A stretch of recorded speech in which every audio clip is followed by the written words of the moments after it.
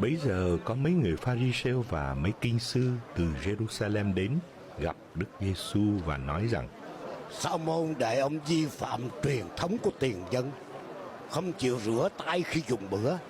Sau đó Đức Giêsu gọi đám đông lại mà bảo: Hãy nghe và hiểu cho rõ.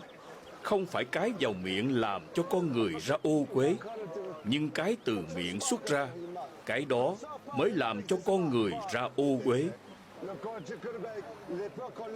Bấy giờ các môn đệ đến gần Đức Giêsu mà thưa rằng: Thầy có biết không, những người Pha-ri-sêu đã vấp phạm khi nghe thầy nói lời ấy.